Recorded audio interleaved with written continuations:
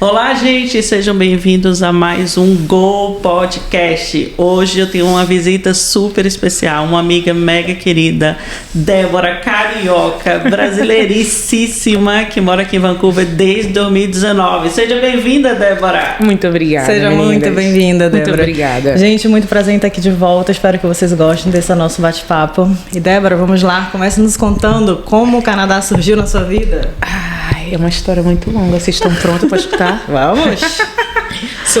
O Canadá surgiu na minha vida quando eu tinha 12 anos de idade. Eu tinha uma professora de geografia em 1900 alguma coisa. E aí ela tinha um livro que tinha muitas fotos de Vancouver. Que é linda, e inclusive. as fotos eram tão lindas, tão lindas. Imagina, fotos em 1990. As bolinhas lá. E aí um dia, ela falando sobre Vancouver, um dia eu falei na minha cabeça, eu vou morar nesse lugar. Eu tinha 12 anos de idade. Mas aí a vida passou. Eu nasci no Rio, morei 17 anos no Rio, depois me mudei para São Paulo. Fiz faculdade em São Paulo, fiz 6 pós-graduações em São Paulo. E eu tinha um emprego muito bom em São Paulo. Eu dava aula numa faculdade, numa universidade em São Paulo. E de repente, em 2015, o Brasil frequentou uma crise financeira e 150 professores dessa universidade foram demitidos. Nossa Senhora. E eu estava nessa leva também. E aí fui demitido, gostava muito de trabalhar lá, chorei 3 dias e 3 noites sem parar. A minha mãezinha falou, vai continuar chorando até quando? Você vai desidratar? Eu falei assim, é mesmo, né, mãe? Chega de chorar. Parei de chorar e falei assim, o que eu vou fazer agora? Aí falou assim, vou entrar no mestrado, porque eu já tinha 6 pós-graduações. Aí eu falei, vou entrar no mestrado. Mas eu entrei no mestrado, comecei a escrever a tese, mas sabe aquela coisinha te incomodando? Esse aqui não é seu lugar, será que vai valer a pena? Porque quando você é enfermeira no Brasil e você tem mestrado, o mestrado não te dá um retorno financeiro bom. E aí eu tava pensando, poxa vida, o meu salário vai subir o quê? 5% do meu salário? Falei assim, não é isso que eu quero. E aí, mas eu tava indo nas aulas de mestrado, teve uma vez, como eu era enfermeira e trabalhava à noite no plantão noturno, aquele dia eu fui direto do plantão noturno para aula de mestrado. Quando eu cheguei na aula de mestrado, eu tava tão cansada que eu tirei um nap. Eu baixei e dormi por 10 minutos.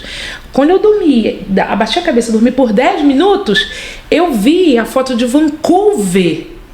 Aí eu, o que é isso? O quê? Mas você viu no seu sonho? No meu sonho. Tá. Eu dormindo 10 minutos na carteira, na sala de aula, porque eu estava muito cansada. No meu sonho eu vi Vancouver. Eu levantei assim assustada e falei assim, gente, o que foi isso? Eu vi Vancouver no meu sonho. Sabe, um napzinho de 10 minutos. E aí eu levantei da cadeira e falei assim, é isso, é agora, é pra lá que eu vou. E aí na hora do intervalo eu falei pro professor, aqui tá tudo, tá minha tese, você arruma outro aluno, porque eu não vou mais. Ele falou assim, mas como assim? A tese tá andando, tá tudo... Não, esquece de mim. Ele, o que aconteceu? Eu falei assim, tchau, não volto. E aí saí no intervalo da aula... E fui pra casa, sentei no computador, comecei a pesquisar como que eu fazia pra ir pra Vancouver. Você não tinha noção, era do zero. Não tinha noção. Você não sabia nem onde era no mapa, né? Não tinha noção nenhuma. E aí eu comecei a pesquisar como fazer pra Vancouver, entrei no Google. Você lembra o nome dessa professora que te apresentou as fotos? Eu não lembro.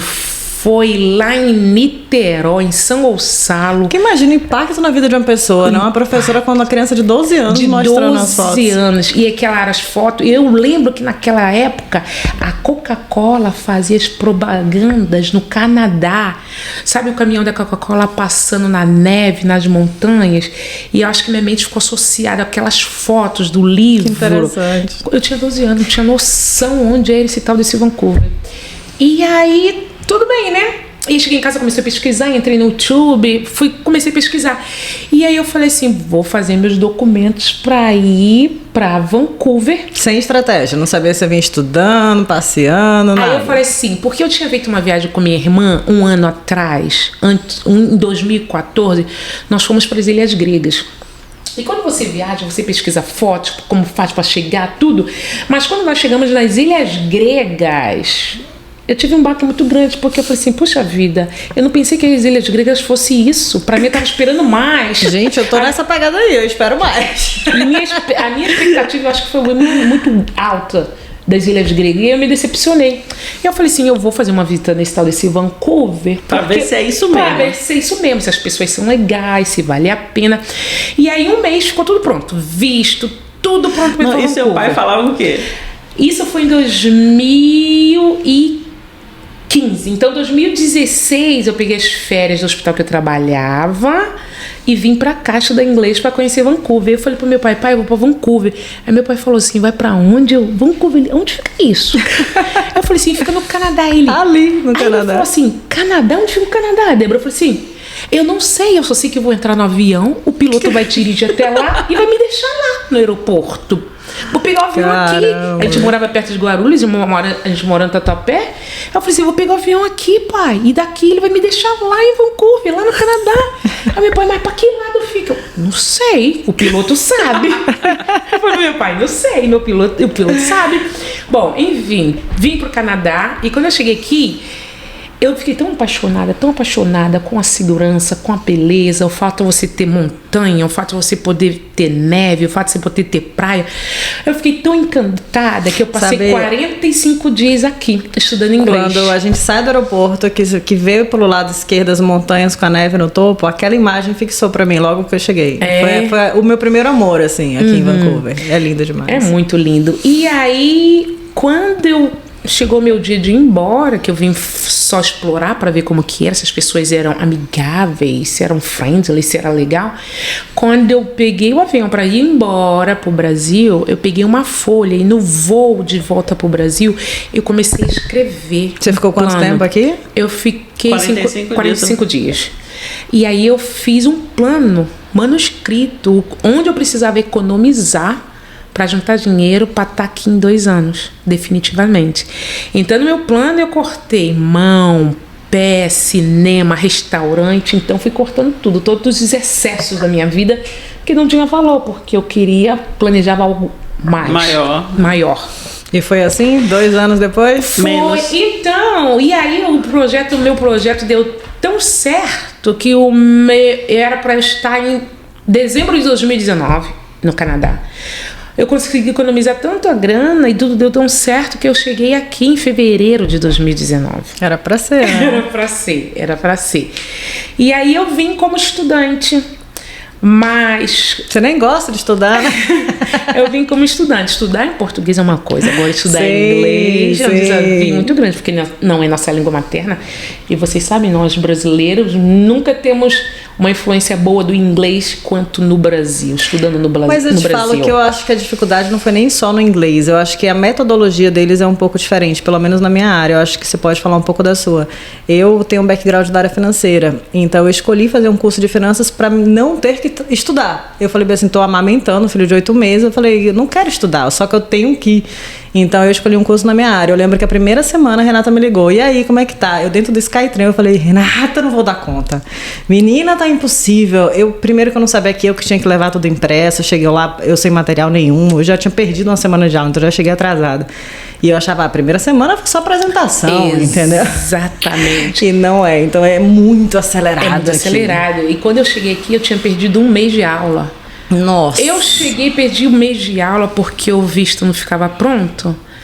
E aí, gente, quando eu cheguei dentro de sala de aula, 1 mês aqui perdido. Pau comendo, gente, pau comendo. As pessoas falam, eu falei, estão falando de quê, gente? Estão falando de quê? Sobre o que essas pessoas estão falando? E eu queria... a coisa não ia. Eu falei assim, gente... Eu senti. Gente, Renata ria da minha cara. Você lembra dessa ligação, Renata? E eu falei, gente, eu já estudei tanto na minha vida, não é possível que eu não vou dar conta.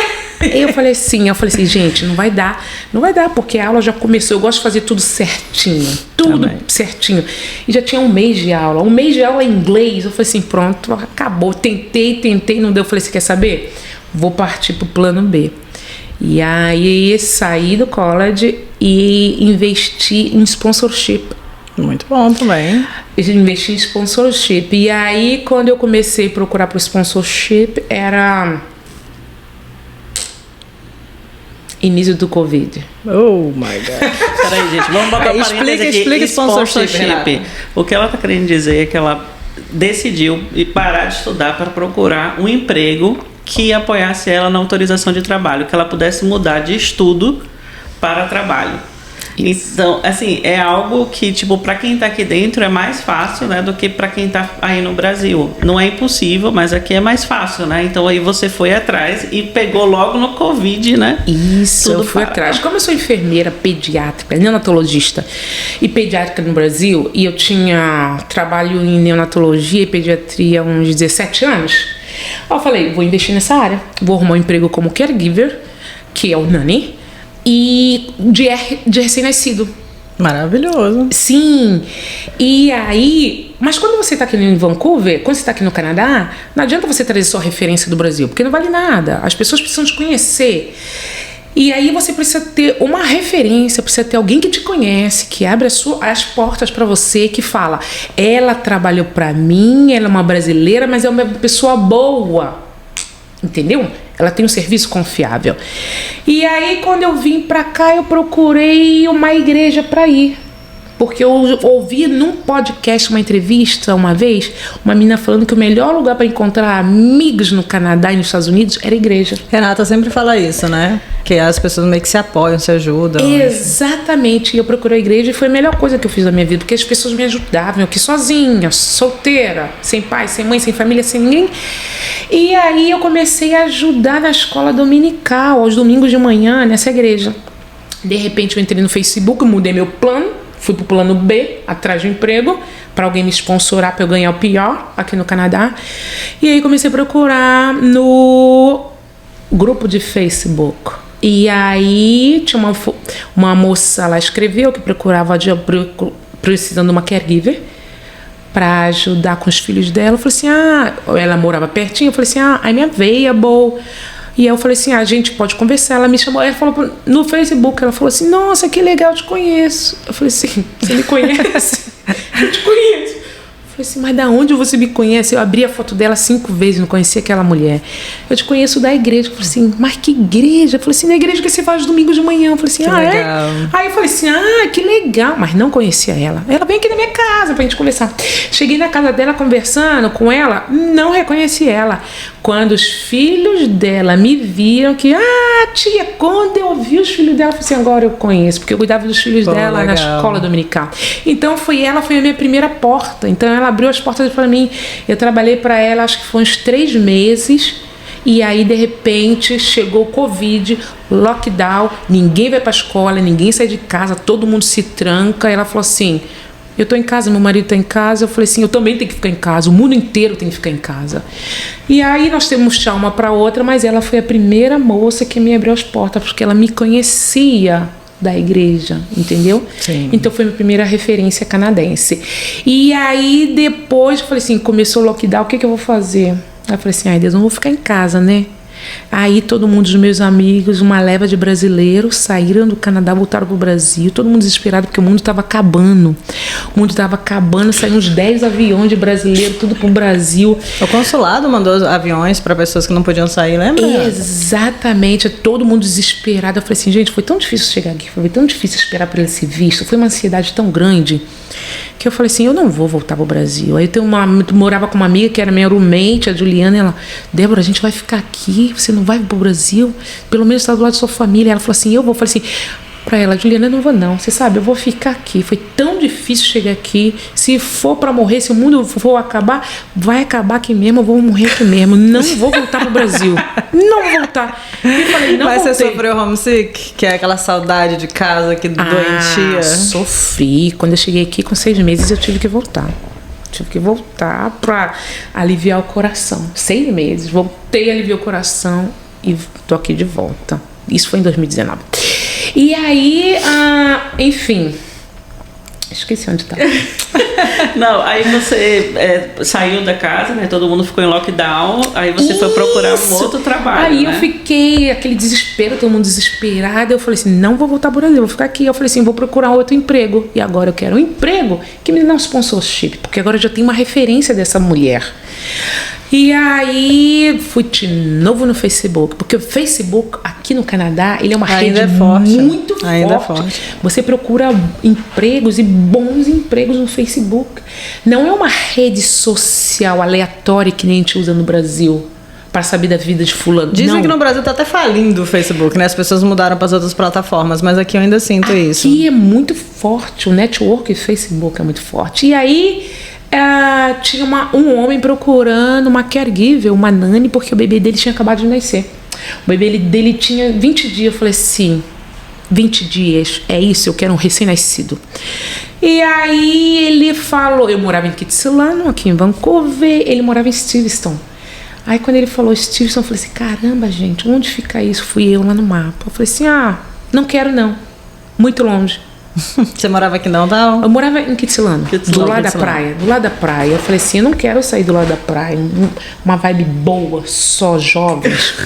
Eu não quero sair daqui. Maravilhoso. Não quero sair daqui. Tudo bem. Aí eu falei assim, mas vou lá conversar, né? Não custa nada. Quando eu fui lá conversar, conheci a esposa, conheci o bebê, e a esposa, meu inglês não era muito bom, mas a esposa dele confiou em mim, ela é profissional da área da saúde também, e ela me fez uma pergunta de neonatologia. E aí ela falou assim, se você é enfermeira neonatologista, quantas vezes o bebê tem que mamar em 24 horas? Aí eu nem pensei, falei para ela, 12, no mínimo 12 a 15 vezes. Tá. E aí eu comecei a conversar com os pais, eu falei pro pai, eu posso pegar o seu bebê um pouquinho?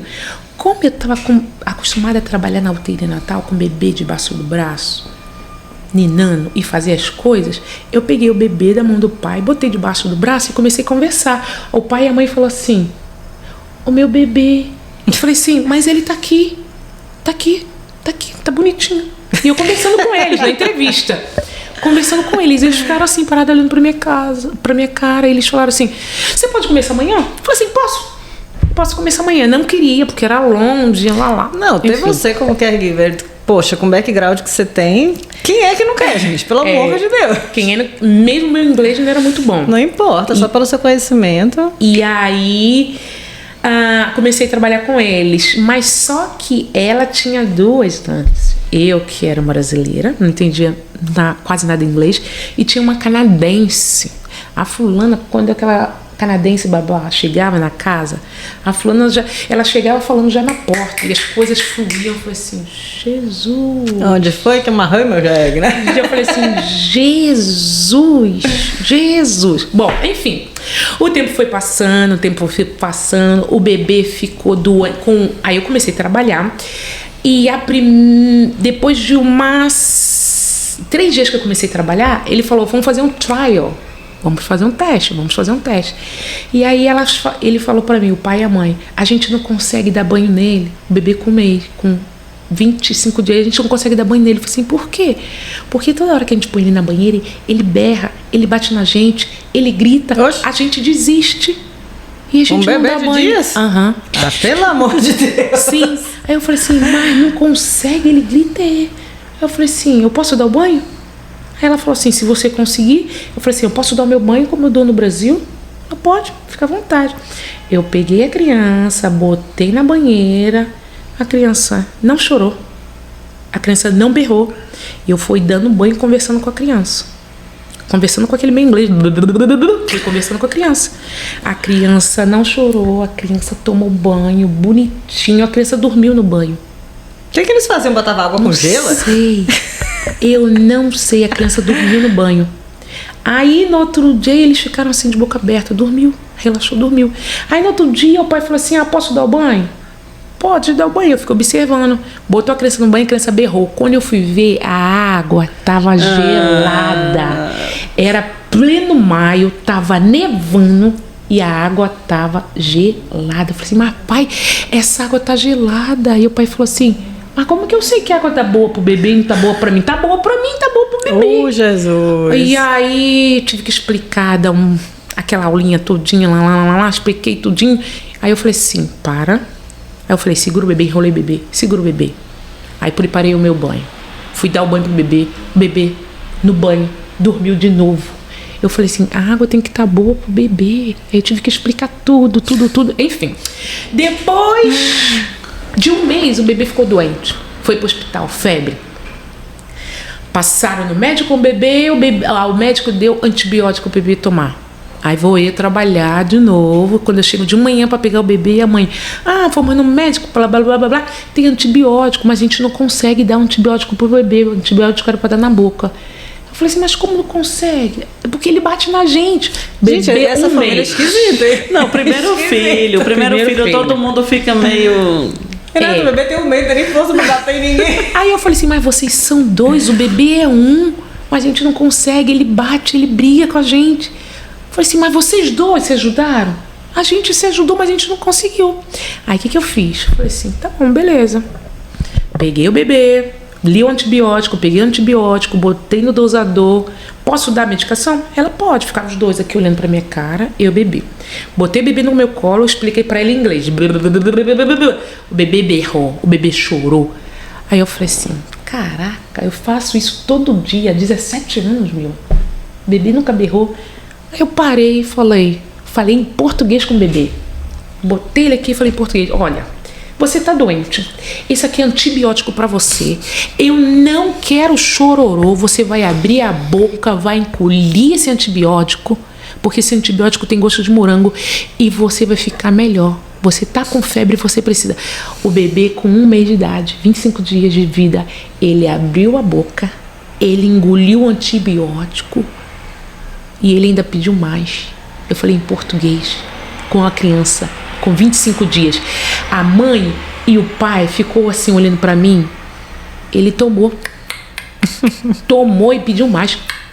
Tomou sem chorar. Quando eu falei o inglês, aquele meio inglês que nem eu entendia, imagina que ele ia entender. Mas quando eu falei o português, acho que a postura, porque é língua materna, né? Quando eu falei com postura, a entonação, a segurança, a segurança. Você falou a palavra certa, Gabriela. A segurança, a criança abriu a boca, tomou tudinho, engoliu tudinho e ainda pediu mais. Acho que quem tava precisando de um caregiver são esses pais, viu? E aí, a partir desse dia, os pais não entenderam nada, porque eu tava falando português com a criança. Aí a mãe falou assim no outro dia, meu Deus, você pode falar português com ele? Só português com ele? Eu falei assim, posso, mas quem fala português? Ele, ninguém. Eu falei, sua avó fala português? Ele, não, ninguém, só você e ele vão falar português. Mas eu acho isso legal também. Aí eu falei assim, só eu e ele vamos falar português? Ela, só vocês dois. A criança já bilíngue, né? Aí eu falei assim, gente, isso não vai funcionar não. Aí eu comecei a falar português com a criança, só português, com os pais em inglês, com a criança em português. Hoje a criança tem 3 anos e meio, a criança fala fluente português. Maravilha. Fluente português e ele corrige meu inglês, 3 anos e meio. Quando eu falo alguma coisa pra ele repete. Please repeat again. Again. Eu falei assim, moleque, tu tem 3 anos e meio. Ele, again, até o som sair do jeito que ele quer. E o seu inglês, com certeza, nesses 3 anos e meio, melhorou muito com a convivência com eles, né? Melhorou bastante. Não tem como. E eu acho que essa mãe não vai deixar você embora nunca na vida dela. Né? Você sabe que eu já pedi demissão a ela 3 vezes. Ela nunca. E você, enfermeira, seu inglês já melhorou muito. A gente está numa província que está beneficiando os enfermeiros, está abrindo a porta. Você já está no processo de validação? Já estou no processo de validação, porque agora, em 2023, o governo abriu um novo processo de validação que ele ajuda enfermeiros, ele paga para você.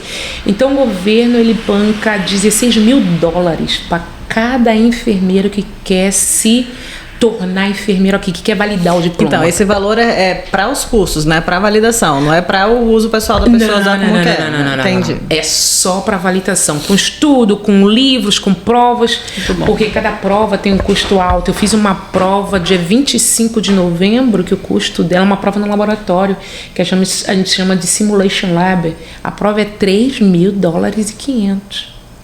$3 mil. Então o governo vai pagando.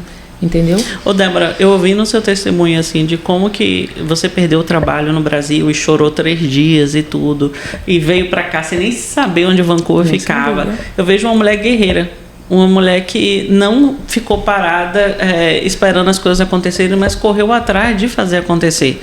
E eu queria saber o seguinte, você, com essa garra toda, que saiu lá da sua zona de conforto, da sua família, sabe, dos seus irmãos, veio para o país sozinha. Quais foram as dificuldades que você enfrentou nesse período assim de solidão? Nossa, quais foram as dificuldades? Eu falo que se mudar, sair do Brasil é um processo. Não é mágica. Não é mágica, é um processo. Você é tipo, você vai subindo uma escada e cada dia você vai subindo um degrau. Cada dia é uma fase que você vai vencendo. Então você tem que ter o seu goal, você tem que ter o seu objetivo e você tem que planejar cada dia a escadinha. Como que você vai chegar para fazer o seu objetivo? É difícil, não é fácil, porque quando você está no Brasil, você tem a sua rede de apoio. Eu não falo rede de apoio financeira, porque eu sempre fui financeiramente independente, mas a rede de apoio de você estar com sua família, seu pai, sua mãe, eu vou fazer mais uma pós-graduação, ok, eu vou fazer um mestrado, ok, eu vou fazer isso. Aquela rede de apoio vai te incentivando, tá entendendo? Mas quando você chega aqui e você fala assim, gente, sou eu. E eu começando do zero, né? Sem ninguém saber quem eu sou, né? Sou eu começando do zero. E alguém tem que te dar a primeira chance. Você tem que não implorar, você fala assim, Deus, alguém tem que me dar a primeira chance. E quando a moça lá da igreja me deu a primeira chance, ela abriu as minhas portas. Agora sim, muitas pessoas no Brasil devem ter te questionado, tipo, poxa, formada, 6 vezes pós-graduada, estabilizada, com rede de apoio, o que é que você vai fazer no Canadá? Tipo, você consegue explicar para as pessoas o que é que realmente não faz sentido para você no Brasil, para você ter decidido mudar tão radical a sua vida? Eu lembro que quando eu estava com a passagem comprada, tudo para vir, um amigo foi na minha casa e ele falou assim, nossa, mas você vai sair do Brasil, você é enfermeira, chefe, você vai pro Canadá trabalhar no McDonald's?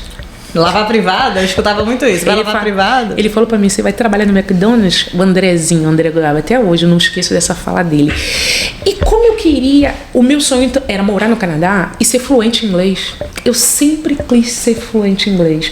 Lá em casa nós somos 4 filhos e meu pai não tinha situação financeira para financiar a escola de inglês para os 4. Se der para um, tem que dar para os 4. E eu sempre tive essa vontade de falar inglês. Eu achava lindo quem era fluente em inglês. E aí, qual foi a pergunta? Quando as pessoas te questionam por que você estava saindo do Brasil? Porque eu tinha essa meta para mim. Eu queria subir um degrau na enfermagem. Eu queria ser enfermeira fluente em português, enfermeira fluente em inglês. Eu pensava assim, gente, já pensou trabalhar no Canadá como enfermeira? Você falando inglês, você discutindo, falando inglês, patologia, falando inglês, tratando o paciente em inglês. Eu falei assim, gente, isso deve ser o máximo. Eu me sinto em um filme, até hoje. Isso! Eu sinto. Você pensa essa sensação? Porque assim... Eu não trabalho dentro do hospital ainda, então eu não tenho essa sensação. Eu faço voluntário no hospital, na UTI neonatal. Quando eu chego na UTI neonatal, e aí eu vejo aquelas enfermeiras conversando com os médicos em inglês, eu fico assim, fazendo lá meu voluntariado, e eu paro e falo assim, meu Deus do céu, como Grey's que Anatomy fala? total. Exatamente, eu falo assim, gente, como que fala assim? Como que fala assim? Eu falei assim, eu vou estar aí. Eu acho interessante. Você, para o seu primeiro emprego, você fez voluntariado numa igreja que te abriu a porta. Agora, antes mesmo da licença, você já está dentro de um hospital fazendo voluntariado. Isso. Porque aqui no Canadá, para quem não sabe, o voluntariado é super reconhecido. Então, você, através do voluntariado, você faz algo muito importante, que é networking. Exatamente. E o networking abre portas para que você entre no mercado de trabalho, não é isso? Você sabe de uma coisa, Renata? Eu não sabia que o networking é uma pedra preciosa no Canadá. A gente não dá muito valor no Brasil, porque no Brasil o networking não funciona, não tem tanto valor quanto no Canadá. Mas no Canadá, se você não tiver o network, você não vai a lugar nenhum. Impressionante. Eu acho que além do network, quando você está envolvido dentro do cenário onde você vai desenvolver seu trabalho, se você for uma pessoa boa, observadora, você já vai entender muito mais do que se você tivesse chegado de paraquedas lá, entendeu? Eu acho que o network no Canadá funciona como um puzzle. Um quebra-cabeça que vai se encaixando. Tá entendendo? Eu acho que é muito especial. Eu acho importante o voluntariado, eu acho importante, eu principalmente sou cristã, a convivência com outras pessoas. Quando eu vou na igreja, eu conheço um monte de gente, são de vários backgrounds, de várias nacionalidades, e eu fico impressionada. Eu estava com uma amiga recente que estava em transição de trabalho, e daí ela foi num dos grupos da gente, de canadenses, né? Chegou lá e falou, eu queria pedir oração para emprego. Na mesma hora, sabe? Assim, foram várias pessoas. Me manda seu currículo, me passa suas informações. Tipo assim, as coisas começam a acontecer porque você está com pessoas. Está com pessoas. Eu lembro que quando eu cheguei aqui no Canadá, eu tinha acho que 2 meses. E aí eu fui na igreja, uma menina sentou do meu lado, começou uma igreja em Natal. Conversou, você aqui tá a primeira vez, lá. Quando acabou o culto, ela me chamou para ir na casa dela almoçar. Aí eu falei assim, mas como assim? Você nem me conhece? Como me chama? Não, vamos lá almoçar. Aí eu cheguei lá, comecei a conversar e fiz um monte de amigos. Não vou falar que os amigos, como você falou, Gabriela, é a mesma coisa ter amigo brasileiro, amigo no Brasil, e é a mesma coisa ter amigo canadense. Então, o que eu tava conversando com ela assim antes? A sintonia não é a mesma. Quando a gente tem amigos da nossa nacionalidade, é mais fácil a gente trocar ideias sobre, historicamente falando, sobre as nossas memórias, sobre as nossas realidades no Brasil. Quando a gente tem amigos canadenses, quando a gente vai fluir uma conversa, falta conteúdo, né? Porque não tem história de referência. Então, às vezes eu falo, me dá uma preguiça de sair pra jantar com canadenses, porque o assunto não flui de uma maneira tão normal como um brasileiro. Mas talvez seja erro da gente também de não praticar o inglês assim. Porque o que acontece? Eu e Gabriela temos muitos amigos brasileiros. E a gente acaba sendo acomodado daquela coisa do ambiente brasileiro. E já tem tanto entretenimento. Zona de conforto. É muito confortável, porque você, por mais que esteja no Canadá, você tá aqui com um brasileiro, você olha pra cara dele, os dois já se comunicam pelo olhar. É diferente. Coisa que não acontece com um canadense. Você já comunica assim, pelo olhar. Eu chego, eu abraço, beijo meus amigos. Com os canadenses eu nem chego perto. Não, e tem muitos canadenses que já abraçam, sabia? Quando sabe que é brasileiro, né? Sabe que é brasileiro, eles já abraçam. E você estava namorando, né, com um canadense. E como é que foi essa coisa de namorar com uma pessoa de um outro background? Qual foi os impactos? O que você achou mais impactante? Assim, quando você falou, vixe, que estranho. Mais impactante, eu vou falar pra vocês que todo mundo me pergunta, ele é canadense? E todo mundo, ele toma banho? Eu perguntei isso. Isso foi mais impactante pra mim. Todo mundo perguntava se ele tomava banho. Todo mundo perguntava. Eu tenho que falar sim pros meus amigos brasileiros. Pra quem não sabe, canadense, às vezes europeu, né? Eles não têm aquela coisa de que nem brasileiro, que toma 2 banhos por dia. Por causa do frio extremo, eles podem ficar 2, 3 dias sem tomar banho. Crianças aqui, os pais não dão banho todo dia. Um dia sim, um dia não. Aqui, né? Os recém-nascidos, eles não dão banho todo dia. Então, tipo assim, essa coisa do banho, pra nós brasileiros que moramos aqui, pode estar frio, gelado, a gente toma banho. E eles não. Então, assim, é por isso que é comum essa pergunta. Seu namorado toma banho? Foi muito comum. E quando eu falava pros meus amigos brasileiros, ele toma banho? Sim, gente, ele toma banho. Mas eu descobri que é questão da temperatura, por causa do inverno, e a questão da pele, porque quanto mais você toma banho, você resseca a sua pele. Então, minha filha aqui, eu tava até conversando com a Priscila, que é dermatologista, amiga nossa, minha filha aqui, pela dermatologista pediátrica, ela foi proibida de tomar banho. Você viu? E eu falei, como que eu não dou banho na criança? A médica, não dando. Aí eu falei, mas não tem como? A médica, tem, e você não vai dar banho nela. E eu não segui as regras, eu continuei dando banho. Mas qual foi o motivo? Ela tem dermatite. Só que a dermatite dela é severa. Então, tipo assim, agora mesmo a pele dela tá que nem um jacaré, assim, sabe? Mas como é que você faz? Porque eu não consigo não dar banho na menina. Mas você passa óleo? Então, o medicamento dela é um hidratante que parece uma graxa. E ela odeia, porque fica, né, viscoso. Então, o que eu tô fazendo? Como ela tá em crise agora, eu falei, Bia, seu banho agora é só private parts. Então, tipo assim, ela só lava o que tem que lavar, as axilas e o rosto, só. O rosto muito pouco, porque o rosto dela também fica. E aí, quando ela dorme, eu vou lá com a graxinha, e bisunta a menina toda. Então tá melhorando, mas tava bem crítico, assim, você pega na pele dela, é muito, muito áspera e ela se coça dormindo, então já tava abrindo ferida, entendeu? E ela é uma criança proibida de tomar banho. Aproveite que você vai no Brasil, já vai no dermatologista no Brasil. Não tem cura, não tem você cura. Vai ver outros produtos, né? Tudo influencia, alimentação, o clima, a água que resseca, o produto Aí que vocês estão talvez pensando, por que você está falando para ela ir no Brasil olhar? Gente, eu confio muito nos médicos brasileiros, sorry. Sorry os canadenses, mas eu gosto de uma segunda opinião no Brasil, entendeu? Tipo assim, eu nunca vi um diagnóstico no Brasil, você pode me falar melhor. Se de uma criança não poder tomar banho por conta da dermatite, eu nunca vi isso. Não, no Brasil não. Aqui sim, por causa do winter, por causa da água, mas no Brasil não, a gente não tem. Entendeu? Mas você me perguntou dos challenges. Os challenges, você precisa estar aberto.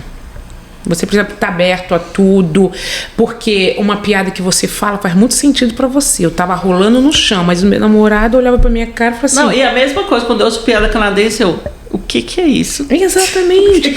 E aí, quando a gente tava na família dele... Deixa eu ser um pouco mais invasiva.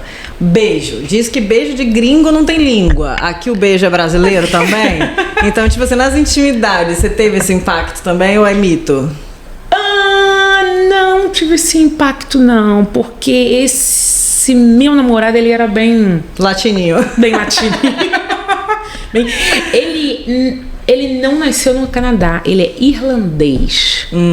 Mas ele já mora no Canadá há 40 anos. Aqui é normal, viu, gente? Você encontrar pessoas que falam inglês fluente, né?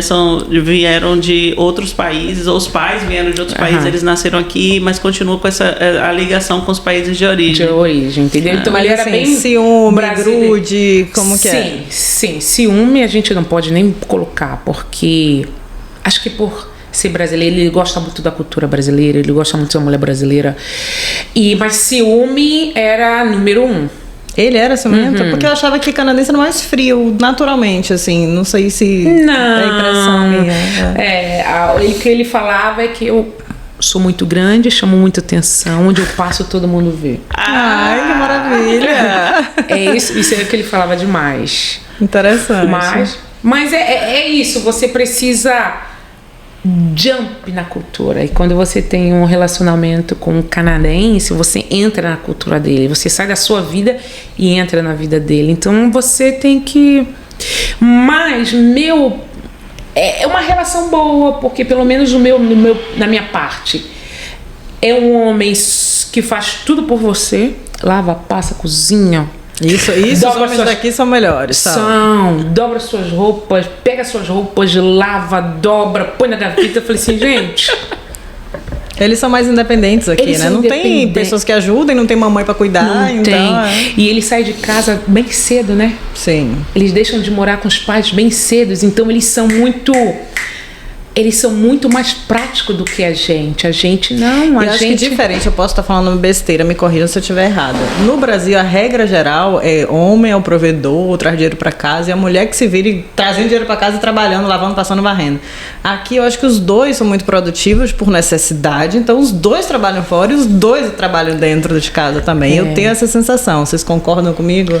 Então, eu sou casada com um brasileiro, né? E meu marido é um excelente marido em vários aspectos, mas essa coisa da casa ainda é muito em cima de mim. Eu sinto isso, muito em cima de mim. Mas os canadenses não, né? Você concorda? Os canadenses não. Os canadenses que eu conheci, que eram casados com brasileiras, eram assim, excelentes donos de casa. Excelente dono de casa. Pra eu ir pra cozinha fazer alguma coisa, tem que brigar. Tem que falar só, o dia da cozinha é meu amanhã. Oh, meu Deus, que inveja. Quando eu fazia... eu tinha que fazer isso. Pra fazer um caldo verde, amanhã eu vou fazer caldo verde. Tem que avisar uma semana antes. Porque ele levanta, faz café da manhã, faz o almoço, faz a janta, faz tudo. Nossa, que legal. Tudo, lava, passa a cozinha, dá faxina. Eu não tinha um banheiro pra lavar. Aí, mulheres solteiras, canadenses, hein? Não tinha. Mas tá difícil de encontrar, viu? Porque, tipo, tem várias mulheres solteiras que não encontram. Não sei, eu tô fora do mercado. Porque até pra dar em cima, tipo assim, eles têm receio, né? De ser invasivos à cultura aqui. Então, eles não dão em cima. Eles podem até ter um interesse, mas é algo muito discreto. Como é que foi, Débora, no seu caso? Tu que chegou junto? Não, foi ele que chegou junto, porque era pandemia. Foi por meio do date. Internet. Então foi eletrônico. Eletrônico. Eu já fiz muito sponsorship de pessoas de date, assim, online, sabe? Eu tenho certo medo disso. Eu acho meio arriscado. Você não sentiu insegurança? Ah, sim, porque não é uma regra.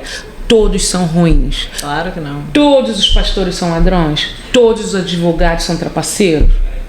Não é uma regra. Você precisa filtrar. Você precisa filtrar. Esse não deu, esse não deu, esse não deu. Você precisa fazer seu filtro. Entendeu? Eu lembro quando eu era solteira, eu fui há 1000 anos atrás, né? O cara botou lá, sou moreno, tenho olho verde, não sei o que, sou tipo atlético, não sei o que, tá, beleza, vamos pro cinema. Meu Deus. Ele era moreno, do olho verde mesmo, só que ele esqueceu de contar que ele era meio metro de altura. Eu falei, meu Deus do céu, o que é isso? Pigmeu. Não deu certo pra mim. Mas vamos lá. E você chegou no Canadá, já mudou seus planos, já namorou, já deixou de namorar. O que você achou que, isso deu ruim? Esse plano no Canadá pra mim não dá. Tipo assim, comida, clima, o quê? Qual é o ponto negativo que você enxerga no Canadá? Ponto negativo no Canadá, eu acho que é comida. Porque eu não gosto de sair no restaurante, porque o restaurante são as mesmas comidas. Se você vai tomar um café da manhã, são as mesmas comidas. Falta de variedade. Não tem variedade. Então, eu prefiro estar em casa e cozinhar minha comida com sabor brasileiro. Eu lá em casa faço tudo. Faço moqueca, como farinha, faço tudo. Tudo. Minha mãe agora mandou leitinho para as crianças. Meu Deus do céu. Entendeu? Dia. Então, saio pra jantar fora com o namorado? Saio pra jantar. Mas se você falar pra mim que você quer jantar fora ou jantar em casa, eu prefiro jantar em casa. Eu também. Porque tem o meu sabor brasileiro, entendeu? E não tem aquele negócio de comer e sair correndo, né? Porque também tem isso, é que eles entregam a conta pra você já ir embora. Eu prefiro sentar, conversar, ficar. Eu Sim. Uma pergunta que as pessoas estão perguntando constantemente. O Canadá ainda vale a pena?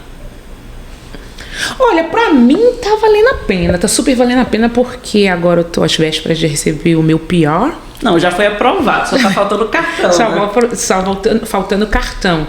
E pra mim, eu acho que vale muito a pena. Já cheguei aonde eu queria no Canadá? Ainda não, tô no meu processo ainda. Meu PR vai chegar, ainda tô no plano de ser enfermeira, que é um processo longo, entendeu? Deixa eu fazer uma pergunta polêmica. Todo mundo fala, todo mundo não. Muitas pessoas comparam o sistema de saúde do Canadá com o sistema de saúde do Brasil. Eu, particularmente, levanto a bandeira do Canadá. Qual é a sua opinião em relação a isso? Pode ser sincera. A minha opinião, eu não trabalho ainda na área de saúde. Mas é cliente, né? Isso, não trabalho ainda dentro da área hospitalar. Mas como cliente, eu tenho meu médico de família aqui. Tenho um médico brasileiro aqui que me atende. Mas quando eu vou no Brasil, gente, me desculpa. Eu vou no meu ginecologista. Eu vou no meu médico. E eu tenho uma médica que me atende online e ela manda prescrição em inglês se eu preciso de alguma coisa. Maravilha. Precisamos do contato dela. Eu não tenho nada a reclamar da saúde daqui. Eu acho que quando é emergência, realmente você precisa ser atendido, você vai ser atendido. Se for cirúrgico, você vai ter a sua cirurgia. Acho que a qualidade é muito alta. O que eu acho que incomoda muita gente, principalmente a gente brasileiro que tem plano privado no Brasil, é a facilidade de marcar quando quer, quem quer. Quem quer. E isso aqui a gente não tem. Você tipo, eu tô tentando tirar um dia, eu não consigo, porque o meu é cirúrgico. Então, a menina me ligou, eu não atendi. Quando eu ligo, não consigo. Então, tem uma burocracia aí. Mas fora isso... Cuidado que vai vir um terceiro aí, viu? Deus me livre. Eu vou te dar uma indicação onde eu coloquei meu DIU. Eu quero tirar. O problema é tirar, que eu não consigo. Tira rapidinho, eu vou te dar. Na Willow Clinic. Eu preciso muito. Porque tá vencido, meu DIU entrou, Você vai ter o terceiro. Eu tenho um pesadelo com isso, daquele bebê nascendo com o DIU na mão, eu tenho um pesadelo. Então, Débora, eu queria que você me falasse agora, para quem tá vindo, qual a dica que você daria? A primeira dica que eu falei e eu peço a todo mundo se você puder, inglês. Inglês é a dica número 1. Assiste Netflix em inglês, assiste Friends, faz o que você puder fazer. Eu acho que inglês, porque o seu nível de inglês vai ser o nível do seu emprego que você vai arrumar. Se você falar pouco inglês, você vai estar no nível baixo. seu salário vai ser baixo. Se você for aumentando o seu nível de inglês, você tem chances de ganhar mais e procurar emprego melhor. Eu falo que o inglês é o número 1. Não adianta. Principalmente essa região que a gente está de British Columbia, né? Que aqui, se você não tiver o inglês, você praticamente não trabalha. Exatamente. E outra coisa. Você chegou com consciência de que você não tinha inglês ou você chegou aqui achando que você tinha um inglês bom? Eu não achava que eu tinha um inglês bom. Eu só achava que o meu inglês era razoável. Mas o inglês razoável no Brasil não é um inglês razoável no Canadá. Não é um inglês razoável. O inglês, todo mundo a gente fala, intermediário. No Brasil você é intermediário, mas chega aqui você vê que você não é intermediário. Não vê que quando uma pessoa começa a conversar com você, a pessoa fala muito rápido, na velocidade 2x. E você fala assim, gente, como assim? Eu sou intermediário. Mas eu acho que as pessoas aqui têm paciência para ouvir, né? Sim, é uma coisa boa que o americano não tem. Tem paciência para ouvir, tem paciência para te explicar. Eu acho que eles estão acostumados com multiculturalismo. Exatamente, muitas pessoas. Mas, gente, eu achei, quando eu já estava na faculdade, eu achava que agora eu tô bem no inglês, né? Tô rasgando no inglês. Não, entrou um professor russo e gago. Ai, gente. Em aula de microeconomia. Gente, o homem só falava, porque não tinha muito cálculo nessa aula, né? E eu ficava assim, olhando pra cara dele. Eu falei, meu Deus, eu preciso pelo menos entender que capítulo ele tá pra chegar em casa. Não, porque outro desafio de quem mora aqui é você pegar o inglês, não somente o inglês do canadense, mas o inglês do indiano. Eu peguei uma menina no Tim Hortons, que é a cafeteria bem famosa aqui no Canadá, né? Fui pegar um negócio na janelinha lá, no drive-thru. A pessoa falava, sorry. Aí você fica na dúvida se você que não sabe inglês ou se é a pessoa que não sabe, né? Que o sotaque muito forte, entendeu? Então, tipo assim, você tem que entender o inglês do Punjabi, o inglês do chinês, o inglês, tipo, de várias nacionalidades. Você falou que você mora em Kitsilano, lá majoritariamente canadense, né? Eu morava em Kitsilano, agora eu moro em Stevenson. Maravilhoso, minha vizinha agora, amo Stevenson, amo. Não, porque eu cheguei em Kitsilano e me apaixonei logo de cara. Foi a primeira praia que eu falei, é aqui que eu quero viver a vida. A vida inteira. Quando eu fui ver os preços, eu falei, acho que não. Acho que não é aqui. Por isso tu perguntando lá, acho que é majoritariamente canadense, né? É, sim. Com certeza, com certeza. Uma área muito gostosa de se viver, né? É linda, maravilhosa. E a gente estava conversando, Débora, você falou uma coisa que eu achei interessante, que o mercado de trabalho aqui é diferente do Brasil, né? No Brasil você perde um trabalho, para conseguir outro demora algum tempo, uns meses. Exatamente. Mas aqui como é que é? Conta aí a impressão que você tem do mercado de trabalho. A minha impressão na área que eu estou trabalhando é, por exemplo, se você não está feliz, a gente que não tem medo de falar não pro seu chefe. Não, eu tô indo embora. E tem 10 pessoas te esperando lá do lado de fora. É diferente do Brasil, porque no Brasil a gente fica 5, 10, 15 anos no emprego porque a gente tem medo de falar pro nosso chefe. Tchau.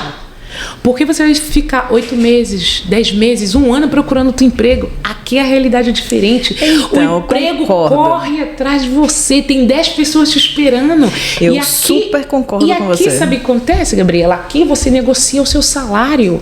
E as funções também, isso eu faço, isso eu não faço. Isso tem também. Você escreve no papel, aqui o meu agreement. Eu vou lavar esse copo, mas eu não vou botar ele para secar. E para lavar esse copo eu quero ganhar $25.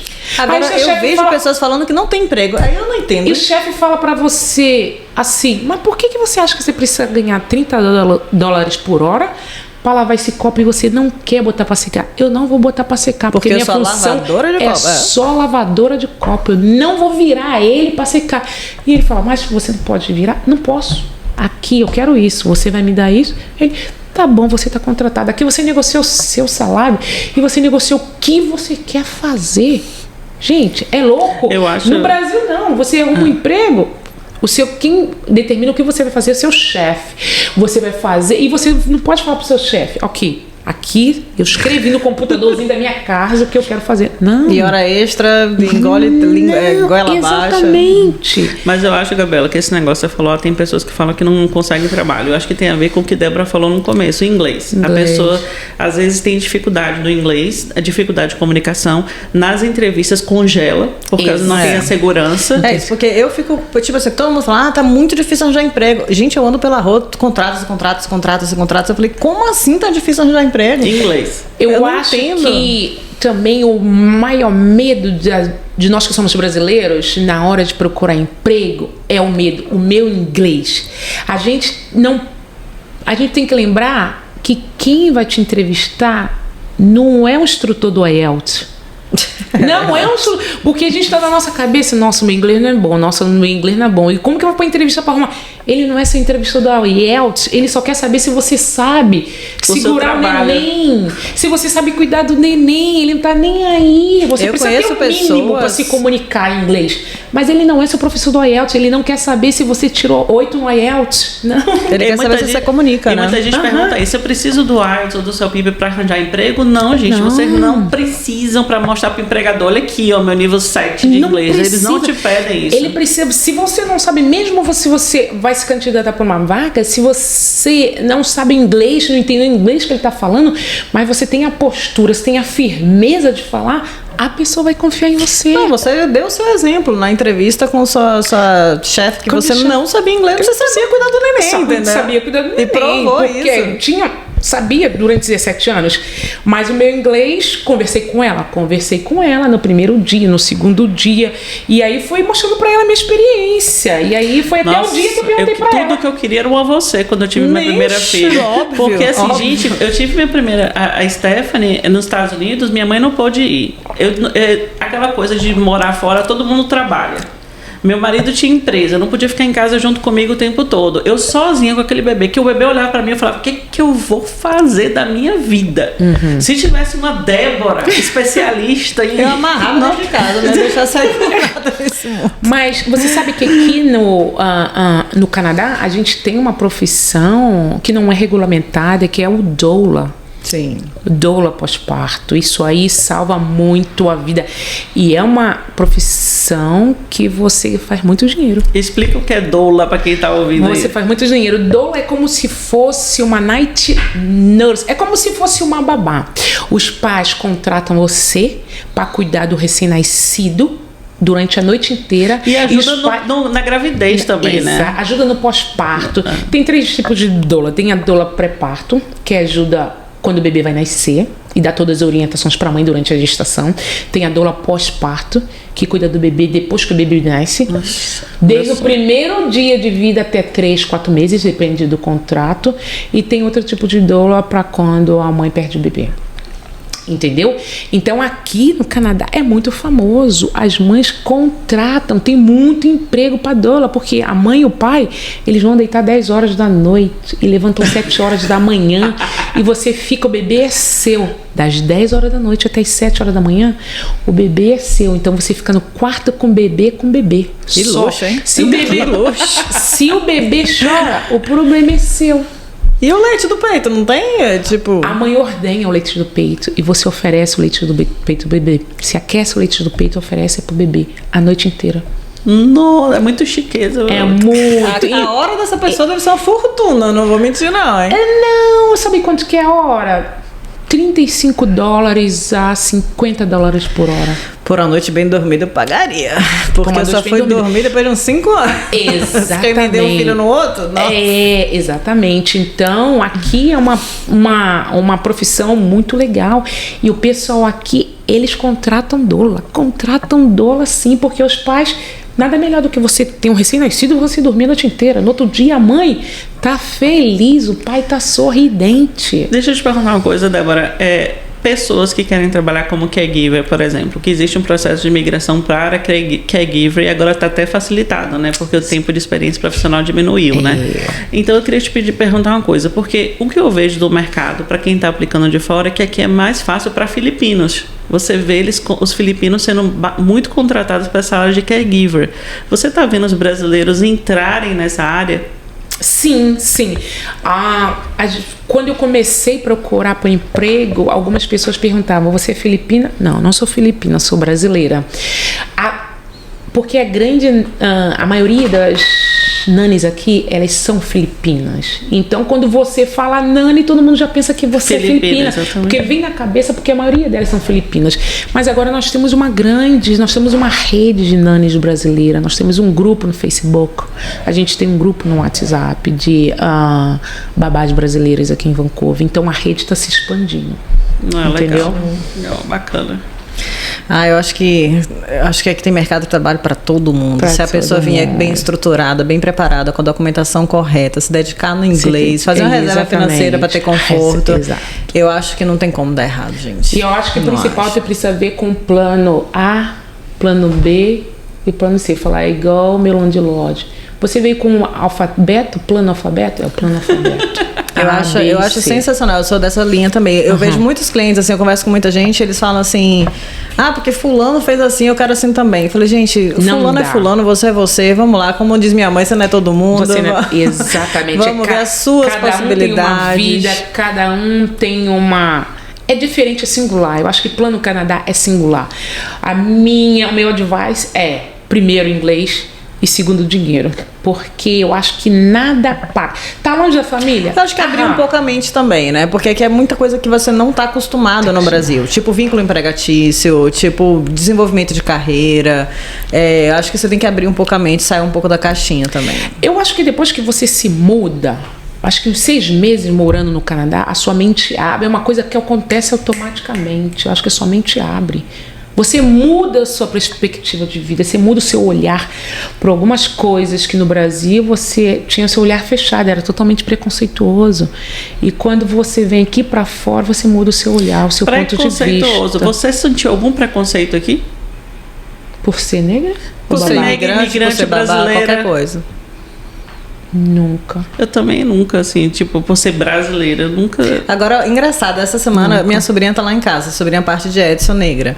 E ela tá na escola fazendo inglês aqui, VGC, talvez, pode ser. E uma pessoa tava na fila, negra também, e virou pra ela, você é da África? Ela falou assim, não, sou do Brasil. Ele, nossa, mas que bom que eu não sou o único negro aqui, porque só tem eles dois na escola inteira. E deduziram que ela fosse da África. Mas assim, não soou como preconceito, mas soou tipo, cadê os negros, gente? Não, mas isso a gente tá vendo aqui na Grande Vancouver, que é uma região mais oriental, que a gente sabe que tem um peso mais oriental. Mas a gente já viu muitos negros aqui, inclusive a gente foi... Em Alberta tinha bastante. Em Calgary aqui, ou em... A igreja de Calvary. Calvary tinha Surrey, né? Calvary Worship Center em Surrey é uma igreja que a maior parte é negra. Pelo menos era quando a gente foi. Vale a visita. Maravilhosa. Muito maravilhosa. Então, assim, a gente talvez não veja aqui no centro de Vancouver, porque é oriental. Inclusive a região que a gente mora de Richmond, meu marido chama de Hong Kong. Da quantidade de chinês, né? Então... Mas eu nunca senti preconceito. Eu pensei que quando eu arrumasse porque meu namorado, ele é loiro dos olhos azuis, ele é ginger. Como que é ginger? O que é ginger? Ginger pra mim é gengibre. Não, ginger é ruivo. Tá. E eu pensei que o preconceito seria muito grande, porque ele, loirão dos olhos azuis do meu lado, não senti nunca nenhum preconceito. Ai, que bom, fico feliz. Eu acho que aqui, como eu falei pro meu marido isso, onde tem seres humanos vai existir racismo, vai existir preconceito, porque nós somos uma raça, sim. Mas eu acho que aqui é muito vedado, ou realmente é menos pela miscigenação. Todo mundo vem de algum lugar, né? Então é difícil você ser preconceituoso especificadamente com uma pessoa. Você também é de fora, você também é imigrante, enfim. Eu acho que aqui é muito mais tranquilo, né, relacionado a isso. E o assunto que a gente estava falando de racismo lá em casa essa semana foi no Brasil. Como a gente no Brasil é preconceituoso, estruturalmente falando, inclusive. E eu me coloco nesse mundo, mesmo sendo casada com um homem negro. Então eu acho que o Brasil, culturalmente, a gente ainda sofre muito racismo. Sim. E aqui no Canadá, eu acho que é um pouco mais... Não, muito mais. Muito mais. Não tem como comparar. No Brasil eu sofri racismo. Quando eu e meus irmãos nós estudávamos, nós éramos os únicos pretinhos da sala. Eu e minha irmã fizemos faculdade de enfermagem, nós éramos as únicas pretinhas, 600 alunos. Nós éramos as únicas pretinhas. E quando a gente chegava na faculdade, todo mundo conhecia, porque as únicas negras. Entendeu? Eu senti muito. E Bia teve isso na escola, né? Que ela era a única de cabelo cacheado. A Bia era a única que tinha cabelo muito filha dela. Encaixado o cabelo da minha filha. E ela estudava na escola majoritariamente asiática, onde todo mundo com aqueles cabelos que não dá uma volta. E meu cabelo é liso. Então ela chegava em casa e falava, eu quero meu cabelo liso, eu não gosto dos meus cachos. Então foi todo um trabalho junto com a escola, inclusive, para trabalhar a autoestima dela relacionada à identidade dela. Eu acho que a Renata até contou uma história de uma criança loura que se achava asiática, né? e de conviver na escola com tanta asiática, a menininha dizia que ela era asiática, ela era lourinha dos olhos claros. Então, você trabalhar a identidade na criança é muito importante e foi muito importante para minha filha. Hoje, graças a Deus, ela se ama, ela ama os cachos dela, ela se acha referência com aqueles cachos, entendeu? Mas foi um trabalho junto com a escola. Eu não sei o que está acontecendo, parece que tá uma moda de cabelo cacheado agora, né? Tá. Porque assim, o filho da Rebeca que trabalha com a gente quis cachear os cabelos. Fazem permanente aqui, fazem permanente. Uma coisa que a gente não faz no Brasil faz tempo, né? Aqui é moda, porque as pessoas fazem permanente. O gente. chefe um dos donos da empresa que meu marido trabalha hoje, ele tem umas feições mais pra, não é asiático, mais pra indiano, sei lá, que é aquilo. E ele faz permanente. O cabelo dele é meio crespo, mas é crespo feito, não é crespo real, entendeu? Eu achei super interessante. Louco, Tá em né? moda, tá em moda. Bom, vamos no bate e volta? Vamos, a gente vai fazer uma brincadeirinha rápida, palavras, e você responde o que vem na tua cabeça. Aham. Sonho. Canadá. Brasil? Amor. Família. A minha. É uma meta. Casar. Com canadense? Será? Não sei. Oremos. Oremos. Pra que seja com amor, não que seja nenhuma raça específica. Dificuldade. Dificuldade. Ser fluente em inglês. Gente, mas isso é pra vida. É pra vida. Ser fluente em inglês. Eu sinto essa dificuldade também. A gente conversa, a gente sai, dá risada com amigos, mas fluente. Às vezes você fala e a pessoa não entende. Aí você respira fundo, dobra sua língua, aí a pessoa te entende. Tipo assim, Às vezes eu fico tentando o accent pra ver se vai, entendeu? Algumas palavras não vai. E o negócio é que seu cérebro pensa que você fala fluente, né? Só que a boca não acompanha, né? Outro dia eu fiz esse teste comigo, só quebrando a brincadeira. Eu queria falar algumas coisas, foi na reunião da escola das crianças. E eu tava no dia que o inglês tava fluindo, porque tem isso também, né? Tem dias que o cérebro não tá entendendo que você quer falar inglês. Mas enfim, nesse dia tava fluindo. Aí eu me sentindo confortável, resolvi dar uma acelerada na minha pronúncia. Tipo assim, falar como se fosse um canadense. Aí o cara começou a mudar a expressão, assim. Aí eu falei, acho que deu ruim. Você sabe que é uma coisa que eu aprendi, mesmo com meu namorado? Quando eu começo a falar na mesma velocidade que eu falo em português... Essa expressão aí. Aí eu preciso respirar fundo e falar calmamente. Aí vai. Eu sinto isso. O falar inglês e português não é a mesma coisa. A gente não pode ter a mesma velocidade, a gente não pode ter a mesma... É diferente, eu não sei. Não, eu acho que o nosso português, ele é acelerado. A maneira que a gente junta as palavras, ele é naturalmente acelerado pra gente. Então, para os outros que escutam a gente falar. Eu já vi canadense falar assim, nossa, você fala muito rápido. Então, eu acho que quando a gente tenta fazer isso no inglês, fatalmente vai dar ruim. Exatamente. Quando eu começo... Aí ele faz assim... Assim, meu namorado... Eu falei assim, na minha cabeça, nossa, mas eu falei tão fluente, tão claro. Por que ele entendeu? Ele fala... Bom, uma frase.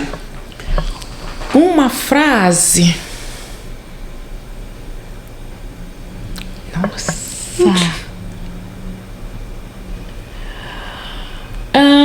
Uma frase. Entregar nas mãos de Deus todos os seus planos. E Deus irá procurar a melhor forma dele se tornar realidade. Pronto. Obrigada, Débora. Muito obrigada. Só para finalizar, como que você gostaria de ser lembrada, Débora? Como eu gostaria de ser lembrada? Como assim que você fala? Depois que Na morrer? vida, vida. Tipo, quem foi Débora? O que é que você gostaria de deixar registrado aí? Como eu gostaria de ser lembrada foi como eu gosto... Todo lugar que eu passo, eu gosto de deixar, sabe o quê? A alegria, a minha paz de espírito e a bondade de Deus. Com esse sorrisão não vai ser difícil. E a bondade de Deus. Eu acho que a bondade e servir ao próximo é o que eu gosto de fazer. E eu gosto de ser lembrada por isso. E tá acabando, encerrando meu ciclo nesse meu emprego que eu tô. Então, eu queria ser lembrada que o tempo que eu passei lá trabalhando naquela empresa com eles ele se lembre, aqui passou uma brasileira que foi essencial para nossa vida, trouxe amor para nossa vida. Que maravilha. Entendeu? Que assim Isso seja. é. Com esse sorriso realmente não vai ser difícil. Muito obrigada pelo seu De tempo, nada. pela sua conversa. De Foi nada. muito agradável. Espero que todos aí também tenham gostado. Mais uma vez, muito obrigada. Foi de coração, viu? De nada, menina. Obrigada, Linona. Você De quer nada. deixar suas mídias sociais para quem quiser te seguir?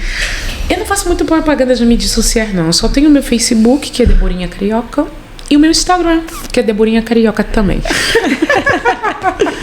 Gente, muito obrigada. Espero que vocês tenham gostado e a gente se vê na próxima. Tchau. Beijo. Tchau, tchau. Tchau.